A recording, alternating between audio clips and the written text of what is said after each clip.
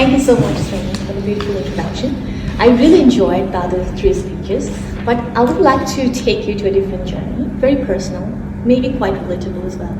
I would like to ask this question to this entire room. We all have different experiences of life, but have you ever cried because you thought you were bullied? Did it ever happen to any of you? Were you ever in tears after being bullied by someone? Did it ever happen to you that you had an exhausting week and at the end of the weekend you were dreading that you have to go back to work next Monday? We all have been.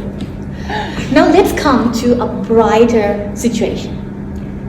Has it ever happened to you that you looked in the mirror and you just looked and thought, who's this guy or who's this girl who has opinions, who has boundaries, and who has zero tolerance for nonsense? I was surprised discovering myself to this situation when I can see that I can stand up for myself for a change. So I'll take you back to the journey when I used to be an ice cream seller. That's how the people will say that. So I used to be a people pleaser. I used to think I have to love everyone, and I have given a TED talk around that, loving everyone, almost 10 years ago, and that's when my Toastmasters journey started. And my mentors used to tease me that you are the care bear who just give the loving hearts to everyone. I still believe that.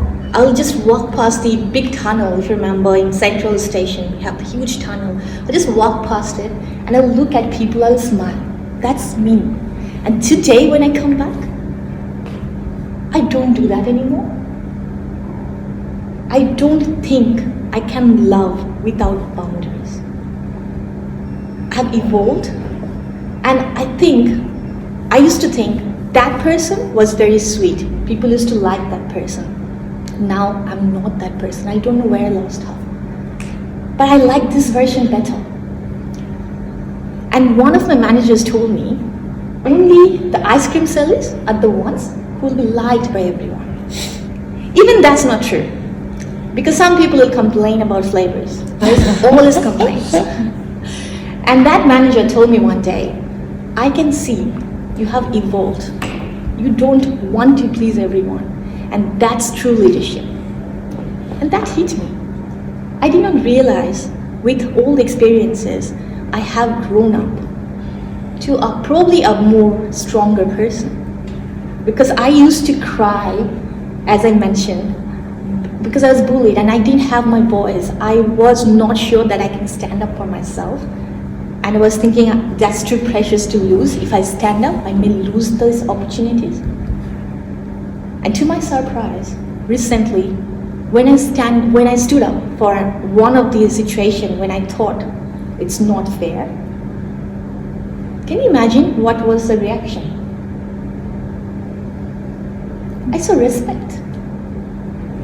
Even the person for whom I'm against, I'm telling that person that you're not right. In return, I can see respect. If you are strong and if you have a valid point, people will respect. And if we want to make everyone happy, people just walk on us, and that happened a lot. So to get with the theme of today, which is the inner instinct or inner animal, I would like to think I'm taking the inspiration from my little kabuto that we have. It's 2-year-old. His name is Piku. He's very cuddly, he's very loving. He will love you the most. But if he wants to take a nap, and if I know him, he will just go away and go to another room and enjoy his nap. You cannot bother him. He's not apologetic at all. He knows this is the limit. I need to take that break and then I'll come back and love you more. And I want to be that person who will be loving but with boundaries. So I'm not an ice cream seller anymore, but I am probably a child, warm and comforting, but not for everyone.